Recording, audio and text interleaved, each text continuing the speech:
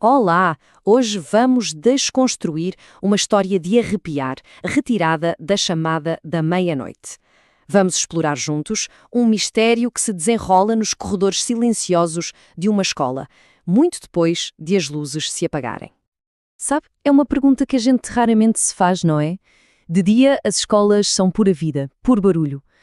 Mas e quando as luzes se apagam e o único som é o dos passos do guarda noturno? O que é que fica para trás naquelas salas de aula vazias e silenciosas? Então vamos lá entrar nesta história. O cenário é um lugar que muitos de nós conhecemos bem, uma escola, mas não durante o dia. A nossa história passa-se à noite e é aqui que conhecemos a nossa personagem principal. E aqui a gente vê bem essa diferença.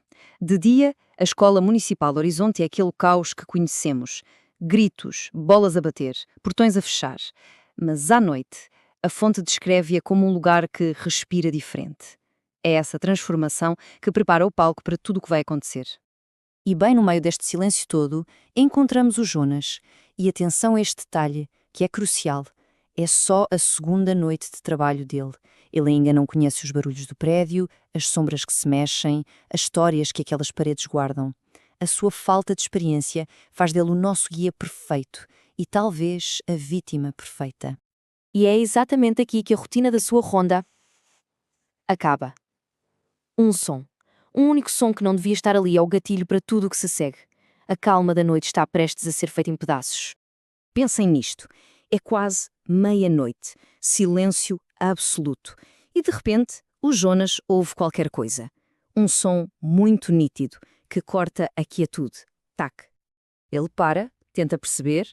Não é o barulho de uma máquina. Não é o vento. É ritmado, parece de propósito, sabe? Tac. E aí ele percebe. São saltos altos no chão do corredor.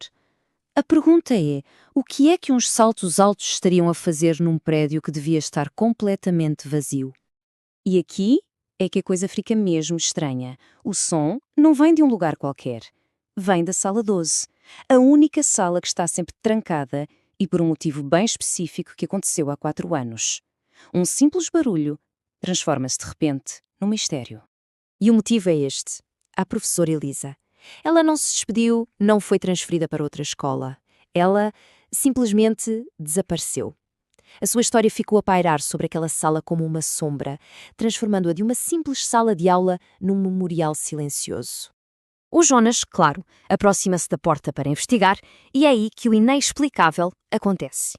A luz do corredor começa a piscar sem parar e a porta da sala 12 bate com uma força absurda, como se alguém a tivesse empurrado por dentro. É a primeira confirmação assustadora de que ele, de facto, não está sozinho. Mas a coisa não para por aí. Enquanto o Jonas ainda está a processar o choque, a ameaça muda de forma. Deixa de ser um som no corredor e passa para o bolso dele. O telemóvel vibra, adicionando uma camada totalmente nova ao mistério. Alguém sabe o que está a acontecer e está a observá-lo. A primeira mensagem é um aviso direto e que gela a espinha. A ameaça não é um simples intruso, é sobre ser notado por ela. Isto confirma a presença de uma entidade feminina e deixa bem claro que qualquer interação é perigosa. E a segunda mensagem é ainda mais sinistra. Ainda está a dar aula. O que é que isso quer dizer numa sala que está vazia e trancada há 4 anos? A lenda da professora Elisa começa a parecer real até demais. A partir daqui, já não há como voltar atrás. Os avisos chegaram tarde demais. O confronto, algo que o Jonas nunca quis, agora é inevitável. A barreira entre o mundo dele e o dela está a desmoronar-se. Contra toda a lógica e os avisos, a porta da sala 12 começa a ranger e a abrir-se, sozinha. Não foi forçada, não foi destrancada. Simplesmente abre-se, devagarinho, como um convite para a escuridão. Só que, lá dentro, a luz está acesa. O Jonas aponta a lanterna para dentro da sala. E o que ele vê no quadro não é um resto de uma aula antiga. É uma mensagem para ele, escrita naquele exato momento. O que é tão assustador aqui é a simplicidade disto. Uma chamada de presença. E o nome do Jonas está marcado. Ele já não é um guarda a observar. Ele foi inscrito na aula. Ele faz parte da lição agora.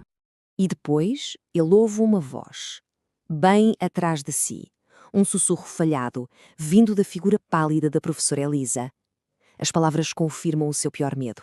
A aula continua e ele é o aluno. A reação do Jonas, claro, é instintiva, fugir. Mas a escola já não é um espaço neutro.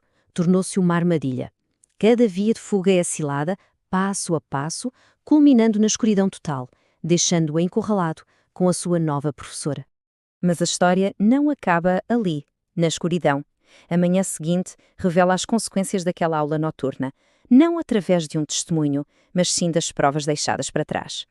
O que foi encontrado no dia seguinte parece um relatório de uma cena de crime. O crachá do Jonas, ali, caído no chão.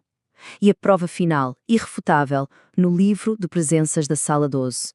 Um livro que não era tocado há anos. A sua presença foi oficialmente registada. Jonas desapareceu. Só que a história não acaba com o Jonas. O som que deu início a tudo continua. O eco dos saltos altos da professora ainda ressoa pelos corredores vazios. E isto deixa-nos com esta pergunta final, que é de arrepiar. Se a aula ainda não acabou e a chamada de presenças continua aberta, o desaparecimento do Jonas não foi um fim. Foi apenas o preenchimento de mais um lugar vago na turma da professora Elisa. A questão é, quem será o próximo a ouvir os seus passos?